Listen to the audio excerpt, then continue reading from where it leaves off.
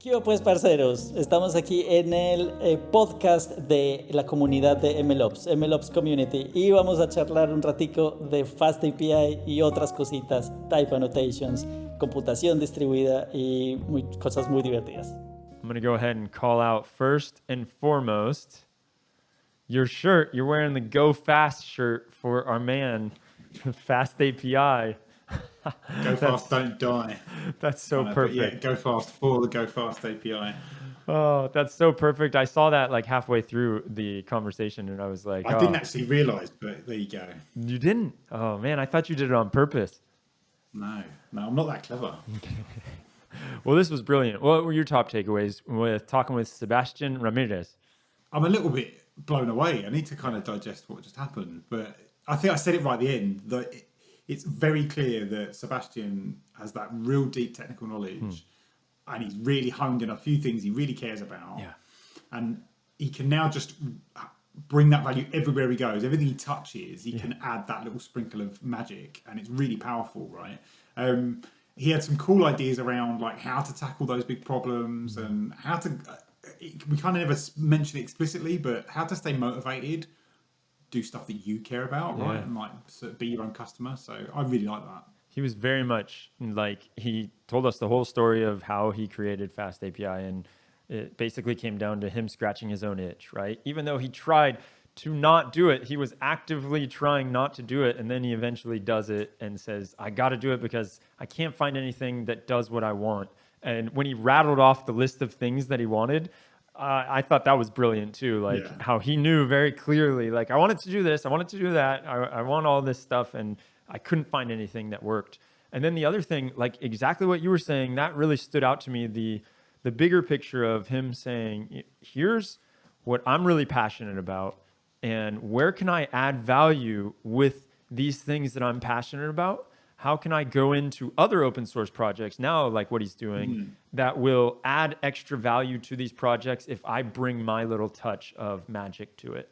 So that was super cool, man. This guy's incredible. Let's jump into the full conversation. And for those of you that are just tuning in for the first time, we would love it if you give us a follow or a like, or wherever you're listening to this, if it's on Spotify or Apple, if you subscribe to us and you leave us a little review, it would be a huge help. And the other thing that I will mention before we jump into it is that the Apply conference is coming up again on May 18th and 19th. I'm going to be hosting it. Surprisingly, they have not fired me yet. I'm still the MC, and so you can expect another rap. Yeah, I'm gonna try and do another song before the end of it, and so there's gonna be all kinds of good stuff. We've got incredible speakers that are coming up at that, like some of the guests of honor that we've had on this podcast, but so many more, like really big names. Check it all out. We'll leave a link to the description to register. It's free, and I'll be there accompanying you the whole way. Not sure if that's a good or a bad thing, but that's what we got. Now let's jump into the conversation that we had with Sebastián Ramírez. The main thing we should probably start with is FastAPI. And Sebastián, for the two people out there listening that do not know what FastAPI is, can you give us a bit of background on it before we jump in? Of course. I bet there are many more that don't know what FastAPI is, but yeah. So FastAPI is a Python framework for building web APIs, and it's designed for web APIs, and it's built around like all the latest features in the language, in Python. So it has async support, even though it's not required to use async, and it's all based around type annotations. So when you define a variable and you say, hey, this variable is of this type, it's a string or it's a float or something like that, that on one side, that helps the editor and other tools check that your code is correct, and it's what allows the editor to give you auto-completion and inline errors and all that stuff. And then FastAPI uses all those type annotations to do data validation, data serialization, documentation, and a bunch of other things. It's all based on open standards for APIs. And as an end result, you end up having an interactive documentation user interface for your API that is based and generated automatically and is based on your code. It's based from your code. So it's blown up a little bit in the last year or so, I would say. And you could probably tell us when it really started to ramp up. But why would you, Yeah. why do you think that is? I never expected it. I thought that FastAPI will be one of those hipster frameworks that me and a bunch of other 50 people around the world use and say like, oh, this is so cool, but it's like no one else. That was what I was expecting, and that was actually, I guess, like one of my highest hopes, that there will be some other hipsters trying to use it. Not Hipsters just with me. mustaches. Yeah, I guess. But it seems like the ideas I had and it's not just ideas I had, it's things I learned from a bunch of other frameworks and even other languages. And like I was just trying to put all that together. And it seems that like those ideas and trying to solve those problems was actually useful and important for many others. And I guess that's probably what made it grow so much and like have so much adoption, that it was something that was useful and I guess kind of necessary for a lot of people. Yeah, I think like when I first started hearing about it, because the default was Flask, right? Everyone was just like, right, you're learning data science, where I came from, right? So it was like, right, learn data science, right? You need to productionize it. You got to build an API. There you are. There's Flask tutorial, blah blah blah. Where was the tipping point? Because all of a sudden, like all the articles now, it's like, right, it's Fast API, that's the go-to, and things like that. Did you feel that happen, or did it kind of happen gradually? I feel like it's been happening gradually and like just like happening more and more. But like I came from Flask. The best thing I had before I had built FastAPI was Flask with a bunch of plugins. It's just that it was a very fragile setup with like trying to have plugins interact with each other that are not made to be working with each other, and like it was quite more cumbersome. But it's like from all that work and from all those plugins and all that open source contributions from other people is that I learned a lot of things that then I was able to apply to FastAPI. But actually, I don't know. I feel like it's been just like steadily growing and steadily happening. That is just like becoming this thing that is the go-to in many cases for these types of APIs. But yeah, like I don't know. It's still mind blowing for me to see how many people are using it and for how many things. Like from time to time, I hear like this, I don't know, some huge corporation and someone says like, "Oh, we use FastAPI." Like I had no idea. It's very fun. Yeah. You're like, are you sure about that? Yeah. Are you sure you want to use my code? Why are you trusting me? That's it. Yeah. That's awesome. So there is one thing that I want to comment on with that is or ask the question about. It's around what has been some of the most surprising ways or use cases or people, like you said, corporations that are using Flask. Or Fast API. Sorry, not Flask. Well, Flask, I know there's a lot of people using Flask, but I don't know, for FastAPI, I think that there's several things that have been like completely unexpected. For example, I know that the Telescope Institute in the United States, where they like use that to process the data of the telescopes of the world and all that stuff, and they are using FastAPI. Or I don't know, Netflix, Disney, over Microsoft, that they're using for Windows APIs. Or at least that's what I had heard, like what someone told once. I don't have access to those companies directly, to many of those, to know what they are using now, how they are using it now. But like there's still like a bunch of, I don't know, big pharmaceutical companies, things like that. Yeah, I guess I never expected it to grow so much. And some of the strangest use cases I have seen are, for example, streaming. I remember someone once made a project that was streaming the terminal, like some command line terminal, through the web browser using WebSockets and using FastAPI to handle all the stuff and to handle the communication between the terminal and the browser. And it was like, wow, this is so crazy and so cool. Like I didn't imagine you could do that. Yeah, I don't know. Or also to transfer data to simulate galaxies. I remember some people were doing something like that. I don't even know what that means, but it's very cool. That's nuts. I guess that's always going to happen when something gets public domain and then everyone wants to use it and twist it and break it. Has like the opposite happened as well? Have through its popularity, I guess you've got more people wanting to contribute, wanting to do stuff and change stuff.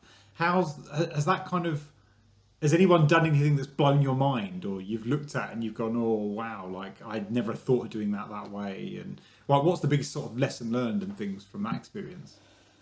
There's been a lot of things that I have ended up like having to learn a lot and having to understand a lot of the deep concepts and ideas. But like, you know, like one of the biggest of those was actually while I was still building FastAPI, seeing the code inside of Pydantic. Pydantic is so powerful and so simple to use. It's such a good library. And you know, it's a great library outside of FastAPI. On its own, it's just amazing. I think a lot of the data science world could benefit from Pydantic to be able to have like automatic data validation and type safety and all that stuff, and in many other use cases. But so for the developer that is using Pydantic as a user, it's amazing. But the internal code of Pydantic has to do so many complex logic and so many complex tricks to be able to do its thing, that I remember when I was working on Pydantic itself, like trying to contribute and things like that, it was so mind-bending, like all the things that it was doing and how it was interacting with the internal parts of how Python works with data and with objects and all that stuff. That was I think that was one of the most challenging parts in like the whole process. And how long does it take to like? How long does that take you, right, to learn enough to be able to comprehend that? Because I'm getting nervous you talking about it, thinking, God, like I've seen big complicated tools and dived into the code base, and it can be really intimidating to get even started with. Like, how long a process is that, or is it something you chip away at? Yeah, totally. Like, I don't know. It was like the thing is that the process with FastAPI in general was kind of strange, because it's not that I said one day like, oh, I'm gonna build FastAPI, and then I just start building the thing. It was actually like, you know, years and years of using many different frameworks. I tried to use like almost all of them. I was avoiding building something new for a very long while, and I was like, no, I cannot try to let's not make this another ecosystem where you have a new framework every 2 weeks. So I was trying to avoid building something new and trying to just use the things that were available and trying to find the best, like the sweet spot of all the features and all the things that I wanted to have. And then when I found the right tool for that, the author had to deprecate it, and that was like, I think that was the last drop to say like, okay, let's try to build this thing. But then there was a lot of time just studying the standards. So FastAPI is based on OpenAPI, which is a standard for building APIs. And that in turn uses another standard called JSON schema. And it also uses, which is for defining JSON payloads, for defining the content of JSON objects. And that OpenAPI standard also uses the other standard called OAuth 2, which is for doing authentication and authorization. So it was just a long time just studying those standards to try to understand, okay, how can I make something that is built around this and that uses these concepts and like reuses them and like exposes them in code in the simplest way possible. And it was just like a lot of learning and just a lot of studying and trying to figure out what was the best way to do that. Now that then after all that process of learning the standards, it was actually just, I decided, let's go with Starlet. And Starlet was made by the same person, by the same Tom Christie, which is amazing. The same author of this previous library that I thought was the perfect thing. The previous library was called API Start, and he had to deprecate it. And Tom Christie was creating Starlet, which was this very high performance micro framework / toolkit for Python web development. He is the same author of Django REST framework. So it's a lot of learnings from building APIs, starting from the Django world, taking that over to API Start, which was this previous framework, and then like just focusing on the micro framework. And then I was just taking all those learnings and like inheriting all that work to build FastAPI on top.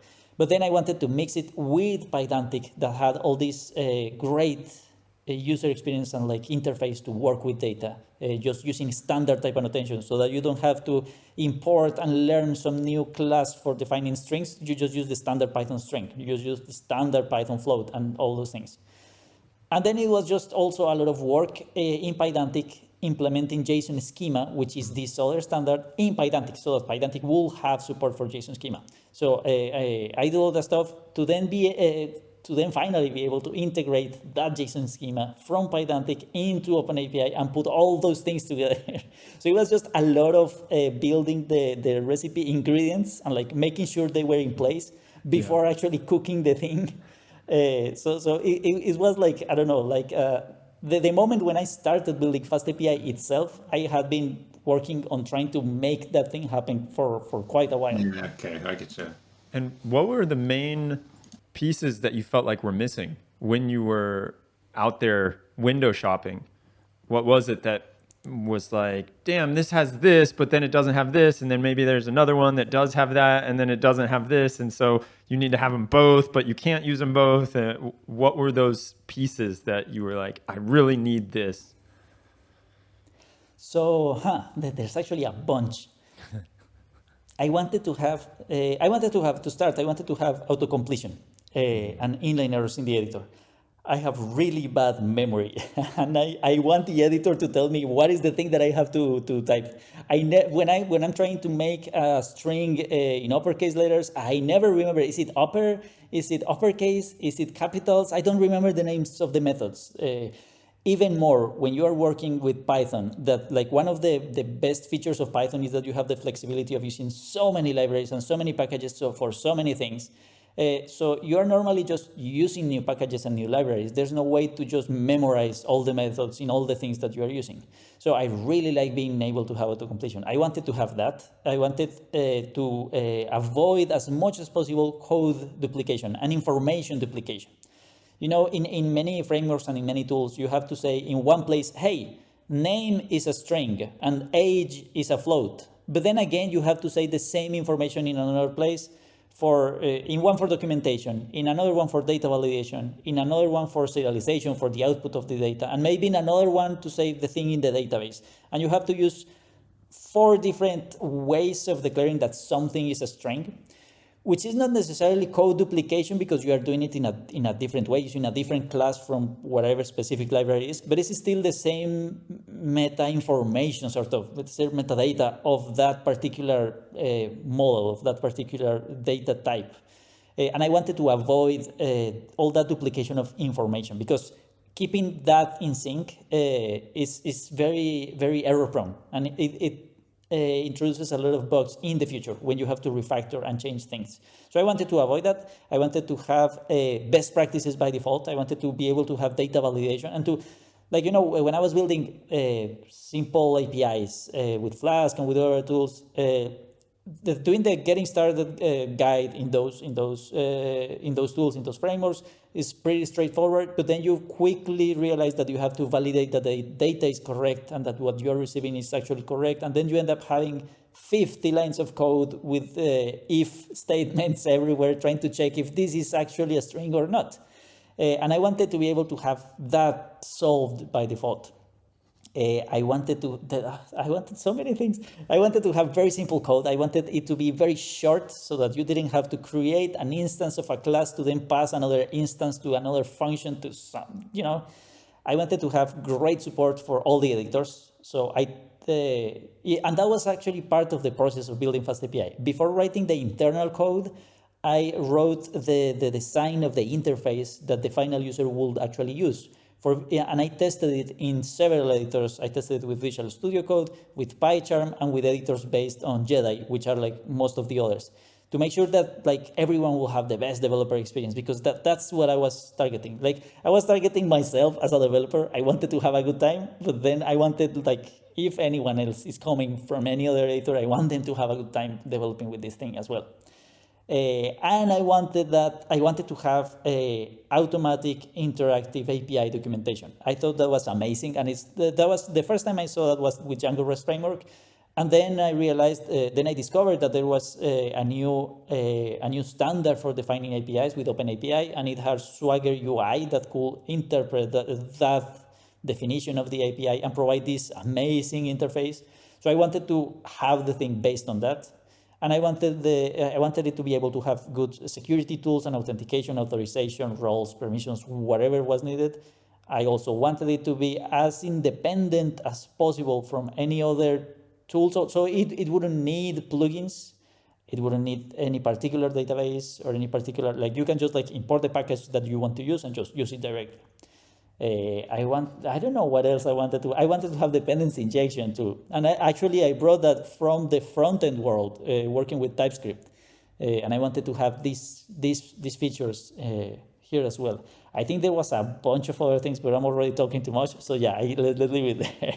It's funny because we kind of going through some of this, I've been through this kind of discussions around language choice and tool choice in the past in places I've worked, and it's almost like you wanted it to just not be Python almost, but like it's like that's all the stuff that you kind of get by some of the more mature tools in other frameworks and stuff like that. Or flip that on its head, you wanted to make a really mature tool but for Python, right, which is a really, really cool, like noble sort of endeavor. And that kind of leads me down the path of thinking, as a standard dev who's maybe quite experienced but frustrated with the tools, right? And they're going to build the next fast API, right? But they don't know where to get started. What kind of advice would you give? Like someone that's technically capable, probably has the time and inclination, but just doesn't know what to get going with. Is it just start building? Is it contribute to other people's stuff? Is it find a community? Where would you go, or what advice would you give? So first, I don't think I'm great at giving advice, but I think that the main advice I normally give, and to everything, is to focus on solving a problem. If you can find, and you know, like I have this maybe kind of controversial opinion that there's a lot of a lot of information and study and things around innovation and disruption and things like that. And I don't like those words very much because I feel those are side effects of solving a problem. I consider the main thing is actually solving a problem. That's a great point. Yeah. Okay. And that also helps me focus a lot more on what to do. You know, like when you're trying to learn something, it's like, okay, like maybe I should be a master in Python or something like that. And that's a painful path because you can never learn everything there's to know about Python or almost any other area, is in particular if you're in technology. But then being able to focus on a particular problem that is important to you, in my case, like something that was important to me that I wanted to solve, that helped me guide, like, should I learn this or not? Is this actually really going to contribute to solving the problem I'm interested in or not? And that can help a lot, like decide what to do and what not to do. On the other side, if this problem is important to you, and it's important to you as a developer in this case, there's a high chance that it will be important to other people as well. And if you find a way to solve it in a nice way, it's probably going to be helpful to others. As part of solving a problem, the first thing that I try to do, and the first thing that I think is useful to do, is try to find existing solutions. So becoming a power user before trying to build something from scratch, because there are many solutions that are already great and that can already cover a lot of use cases and a lot of things that maybe are not obvious to you or to me, like when building something from scratch. So trying to learn like how to use the things that are already there and that might already solve the problem, I think that's a great start. But then if you see that it's not really solving the problem, or it's not really solving it in a way that is convenient enough, or it's not as close as the thing that you wanted to have enough, then it probably makes sense to just try to build something that sort of satisfies that, but focusing on solving that problem. Yeah, I love that you scratch your own itch. But before you scratch your own itch, you make sure that there's not a back scratcher there. And like, Yeah, absolutely. I think that's the perfect analogy. so and that makes a lot of sense on what you did. Your path was, I'm going to go and try and do something. Like, I really don't want to build anything. That was your mentality. It's like, again, I really would, if I can, I'm going to stay away from trying to build something. And then you went and explored and explored and explored until you got to the point where you thought, oh, well, I can use this. And lo and behold, that what you wanted to use was getting deprecated. And you're like, shoot, man, maybe I need to build something. Maybe Yeah, now's the totally. time. So I'm wondering, Totally. how do you go about making FastAPI better? And are you doing, like, I can see a world where you're spending your 9 to 5 in like meetings or user meetings, user research, trying to figure out what the next best thing is, or is it still just you're trying to scratch your own itch every step of the way? There's still a bunch of things that I already have in mind and that I already want to improve and that I already see that I want to happen. In particular, to simplify the developer experience, to simplify things that are already that can be improved. And I think like a lot of that is already like on the at least on the short term backlog. But then at the same time, I'm also hearing a lot of people asking for things. And like, for example, right now I'm in the middle of this complex refactor to improve some things, to allow doing certain things with routers that, with some particular internal component for those that don't know much about FastAPI. Some internal part that you will normally use in one way, I want to extend that to allow using it in more ways.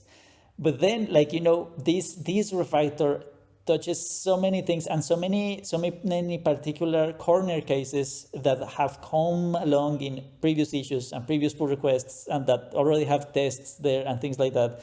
In many cases, things that I'm not personally interested in, but I know that there are some other users that are interested in having those features. So it becomes increasingly more complex to make sure that I satisfy like all the needs of everyone. But yeah, it's an interesting challenge and it's an interesting problem. And at the same time, there's also a bunch of things that like I have been getting more and more involved in the type annotations with Python and these things.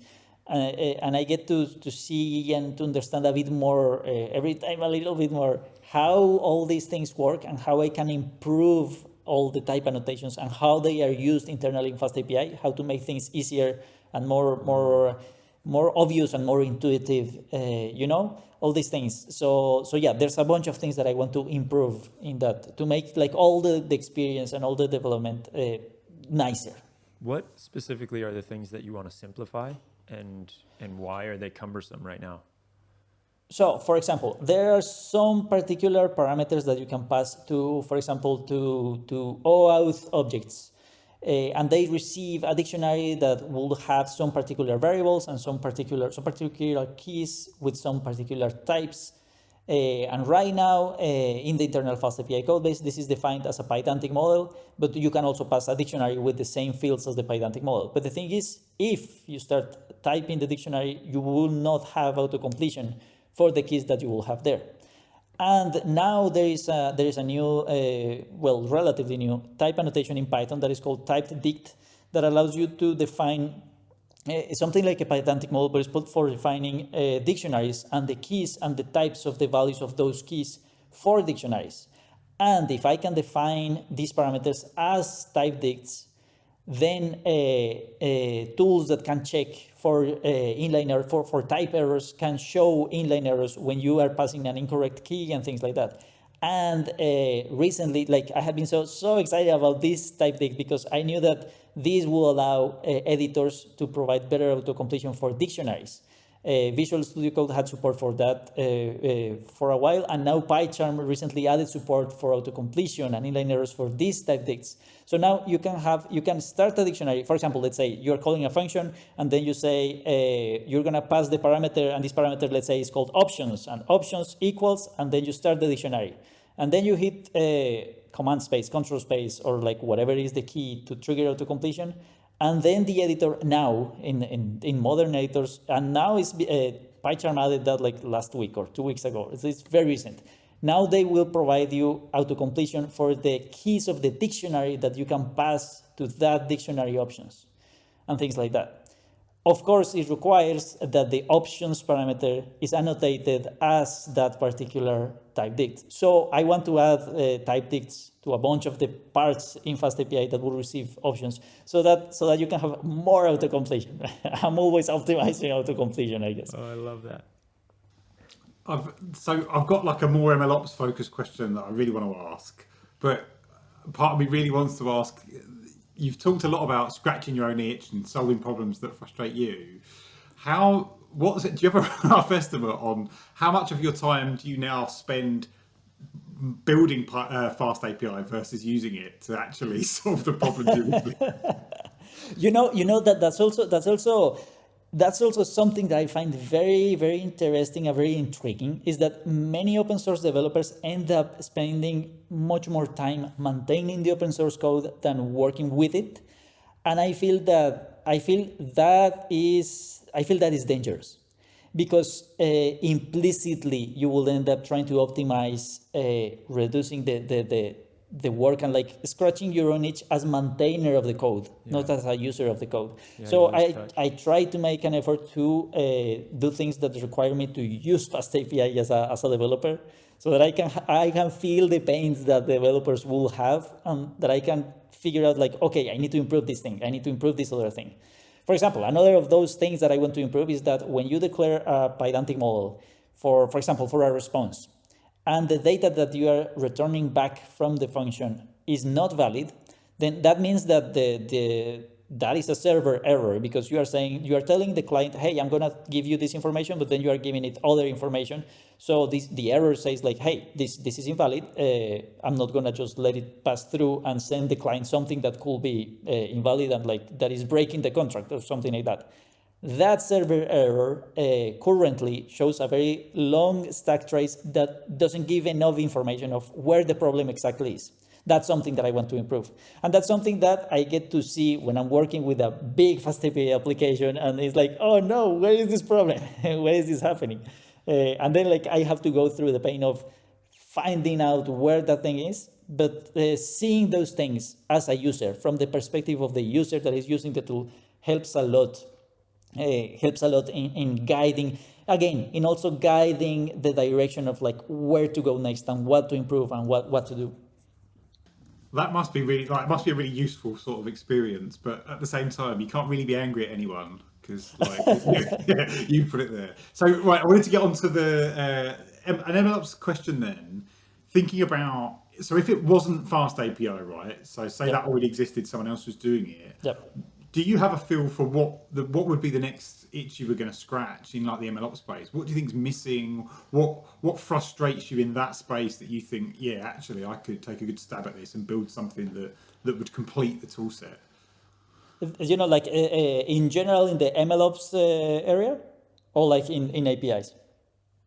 In general in the MLOps areas, but I think both would be interesting. Whatever, yeah. And this is actually quite fun. I just started working a little bit with Anyscale, the creators of Ray, which is this distributed computing and distributed machine learning and like general distributed computing system for Python. And I think that's an area that can benefit from like this auto-completion and type errors and like all these things, all these things that I am always obsessed with. And they're actually doing a great job with that. But still, like being able to see if there's something that can be improved and to do over there is amazing. And that's precisely what I'm gonna do with them. Just like check documentation and check if there's anything that can be improved in the type annotations, so that developing distributed applications can be as nice and enjoyable and safe as possible. Safe in terms of being sure that your code is not broken and that you are not using incorrect types and that type of thing. So yeah, that's something that I think is very, very cool. Where do you feel like right now the landscape is going? How do you see it changing over the next 1 year, 5 years? One thing that I feel is gonna improve a lot and is gonna be great is that recently it was accepted a new way to define type annotations for n-dimensional arrays or ND arrays, tensors, however you want to call them, and to define as part of the typing information to define the sizes of these tensors, of these ND arrays, or these whatever. That means that at some point in the future, because like that needs to be accepted as part of the language, as part of Python itself, before it can even like be used by libraries. But now that it was accepted, I'm pretty sure it was accepted. Maybe I'm saying something wrong, but I'm pretty sure it was accepted. Now libraries can actually use it, and that means that NumPy, TensorFlow, PyTorch, all these things can start adding type annotations with that information, and that will mean that when you are, I don't know, when you are multiplying one matrix with another in NumPy or TensorFlow or whatever, you will be able to have inline errors right in the editor, like the red squiggly line telling you, hey, there's a size mismatch in these two matrices. They are not compatible. You cannot multiply one by the other. Things like that. I think that's going to be amazing. Like, you know, because right now, a lot of that stuff can only happen at runtime. You have to run the script to then see how it explodes and then try to figure out where is the problem. And like, for example, that like mismatch of sizes is something that is normally very difficult to debug. Like it takes a long time to realize like, oh, of course, I have to flip this matrix first because I'm multiplying it incorrectly. Or like I put it in the wrong side. I have to multiply the other by this one, not this one by the other, or things like that. You know, like that in many cases are just like simple dumb mistakes. But being able to notice that very quickly, right in the editor, right in the point where that is happening, I think that's gonna be like a massive productivity booster. I think that's gonna be amazing. The other thing that I feel is probably gonna happen, and that I hope can happen, is a bit more of interaction between the machine learning world and the async Python world. Because right now, most of the machine learning and MLOps and data science and all these types of things, APIs and packages are blocking, and you never use async and await. You just like code the thing directly. But being able to mix both and being able to, and learning how to do that properly and how to use async and await and at the same time use machine learning, that will allow a lot of improvements in performance and in terms of concurrency and in terms of distributed applications and things like that. So I think that's something that could improve a lot. And Python is made to, like, the way Python is growing right now makes it such a good language for doing concurrent code, for doing async and await things, and for interacting with that. And that plus the fact that Python is the language for machine learning, I think it's going to be a great combination. So then what things aren't going to change? Like if you had to bet, this will still be the same in 5 years, and not because you want it to, just because you feel like this is what we've decided on maybe, what would you say? Where would you put your chips? What would not change? So, for example, I know that there's most certainly not going to be a breaking change, like the change from Python 2 point whatever to Python 3 point whatever, because that made a lot of code incompatible with whatever was the previous versions. And that was a very painful transition, and it was very painful for the maintainers of Python itself. Like, you know, having to deal with all that, having to deal with all the users and all the things. Like that was something that was a very painful transition. That they are all like you know, like you just mentioned Python. The transition from Python 2 to 3, and they all like you can see them like shiver. It's like, oh no, they are not gonna do anything that will break backwards compatibility that way, not easily. So I don't think that's something that will happen. I also don't think that Python will get like super specialized in one particular area, or like, that, oh, suddenly Python is only used for data science, but is no longer used for, I don't know, for terminal applications or for web development. I don't think that's going to happen either. I think it's just going to keep growing. I don't feel there's an area that will suddenly diminish and just disappear or something like that in Python.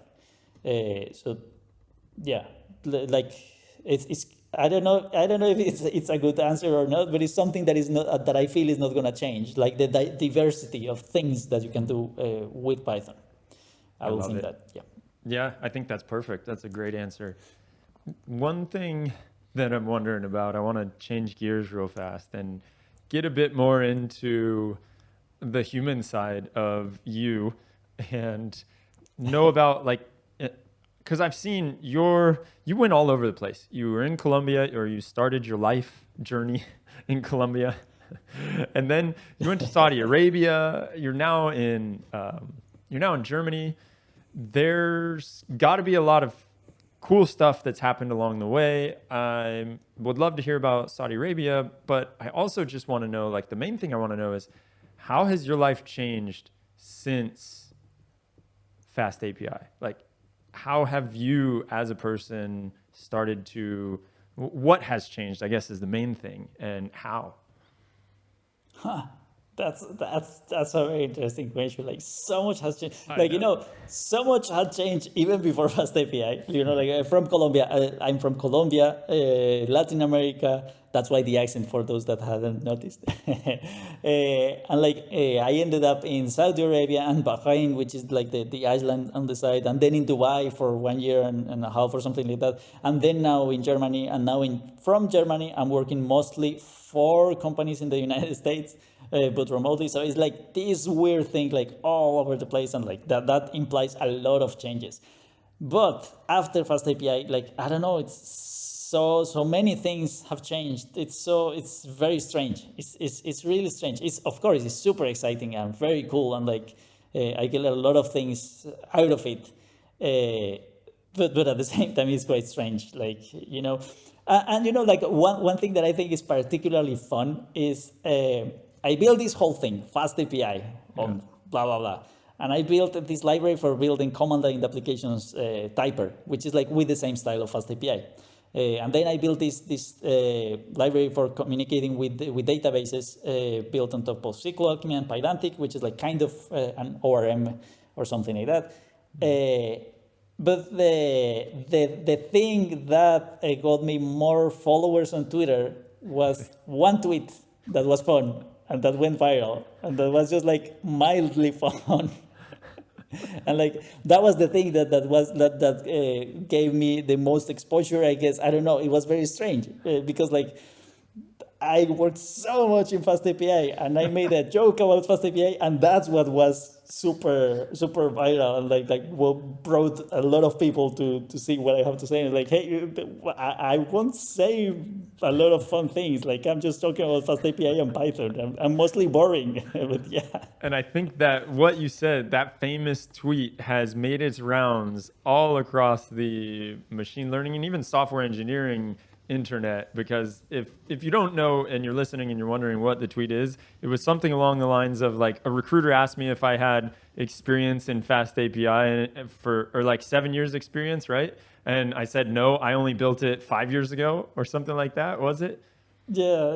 It's a job post that required 4+ years of experience in FastAPI. And I couldn't apply because I built that thing 1.5 years ago. Yeah. Exactly. That was the tweet. And like the idea, the end of the tweet was, maybe we should reevaluate that idea that the skill level is the same as the experience in years, which is something that I really, I don't know, something that I feel very deeply and I struggle a lot with. I don't like it when companies require years of experience, because I feel like that's a very, very bad proxy for skill level. Yeah. And for skills.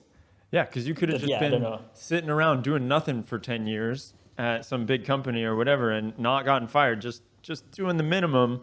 And then you have those 10 years and you're getting and someone who actually is hungry and wants it is getting passed over because there's somebody else with 10 years and this person who's hungry only has 1 year. Totally. And at the same time, you have like, I don't know, this person that is just that was doing machine learning data science or blah, blah, blah, and then had to start doing front end at this startup. And then like, it was just a startup and it was just this massive amount of work that then became an expert in front end, leading a team of 12 developers at the same time. And like, you know, the amount of experience that this person can have in 1 or 2 years is just massive compared to what someone that can have 5, 8 years building the same exact backend application with the same database, with the same thing, like, you know, not necessarily solving a new problem. Like the difference is the imbalance is very high in these things. So yeah, I don't know. I feel like years of experience is a bad estimator. You know, it's, of course, it's an estimator, it's an indicator, like, it has some kind of correlation, but I think it's not great. In particular, now that technology is advancing so much. Maybe some years ago, when everyone was just writing Java with the same database and with the same things, and like, yeah, well, if that person has more years, like, they have to have seen more problems, and like, that's it. But nowadays that you have like new frameworks, new tools, new features in the languages, and new ways to do things that are faster and more productive than the ways that you had before, like everything becomes more relative. Completely. So yeah. You touch on an interesting point there, and I think it ties in with the kind of journey you went through with eventually starting to build FastAPI. But people, like, especially in the MLOps space and the machine learning space, there are so many tools and libraries and frameworks out there. It's hard to, you can't become an expert in them all. In fact, it's hard to even use them all, right? How do you pick the winners for you? Or do you just stick to one and get good? Or do you think, what's your approach for like sifting through all that stuff, right? It's hard. That's a good question, and like, I don't have it figured out, and it's so overwhelming. And like, you know, like, I see in particular people that are new to the field, like people that are learning, and that they feel so overwhelmed, and they feel like this massive imposter syndrome, but they don't know that we all feel the same imposter syndrome, and that we are all feeling like, oh, this is so impossible to learn everything, you know? I remember the author of PyTorch tweeting about it like some months or maybe 1 or 2 years ago or something, like saying, I don't know how to keep keep the pace of the things that are changing. Like, how do you keep reading papers, reading these things, like learning new libraries? I feel it's very difficult and very complex.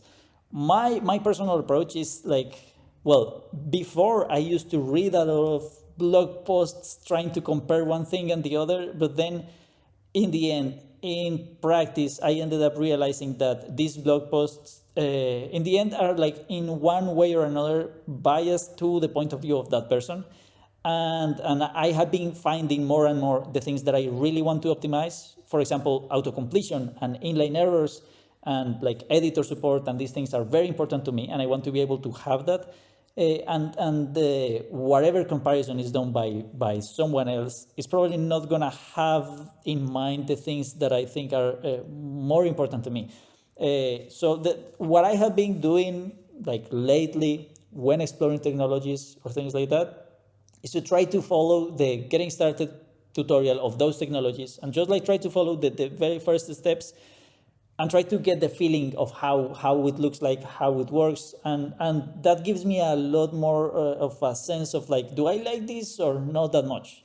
And at the same time, if following the getting started guide takes 1 week, then it's also maybe not a great indicator, because like maybe this thing is too complex.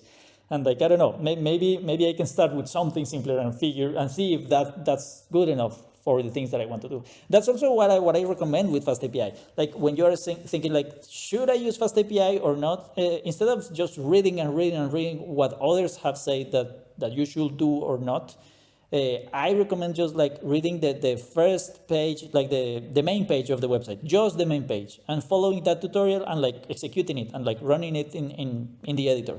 and it will take like 10 times or 10 minutes or something like that. It's just that, no, not more. But that's enough to get a feeling of, hey, I like this or not. Like, do I like this approach, or is it too weird to me? And like, I'm so used to working with Django that I really don't want to try this thing. It's too weird. Or maybe you can say like, okay, this looks nice. Maybe I can try more. I think that's kind of my approach now. Try to use the actual tool a little bit. In some cases, from the same examples, now I can, before running the code, I can know that, hey, this cannot provide auto-completion. This won't be able to do checks for the types because there's no way to annotate this type of thing. Just because like I have been getting so deep into this type of notations and these things. But I feel like the best way is just to try to run the code, try to test it locally a little bit, and that gives a lot more sense of like, does it work for me or not? Incredible. So good, man. I really appreciate this viewpoint of me bringing, it's like in the way that I see your framework or what you are trying to do is you're really, really deep on certain things that you really enjoy, or maybe it's not that you're only deep in this area, but you really enjoy and you're shaped like what you're passionate about. How can you bring that to other areas? And so I think about when you're talking about using AnyScale and Ray, and how can you bring auto-completion to that, right? So that's super awesome to see. I think my video might have gone out for a sec, but this is great. I think we can end it there, unless Adam, do you have any final words? Just really fascinating. I could honestly listen to you talk about it all day. It's obvious that you've done the hard miles of developing like the deep technical expertise on the thing that, like Demetrius was saying, you really care about. And actually, when you get over the hill of difficulty there, you can start to apply that and add value all over the shop, right? So that's really, really cool. No, look, thanks very much. It's been, it's been great speaking to you. So amazing. Everyone out there, if you want to, or I highly encourage you to follow Sebastián on LinkedIn. You'll just see him posting all pictures of him traveling around the world, and it will make you very jealous of him meeting with all kinds of cool people. Or follow him on Twitter. We'll leave the links to those below, and then you can check out FastAPI. We'll leave a link to that. He's also on Git. He's got an incredible GitHub that you can check out. We got all the links for you in the description, and that's it. I think we can end it there. Thanks, Sebastián. Thank you very much. Thank you very much for having me. You know, like I had so many doubts that I will be able to bring anything useful to the MLOps community. But it's been fantastic. It was very, very fun chatting with you too.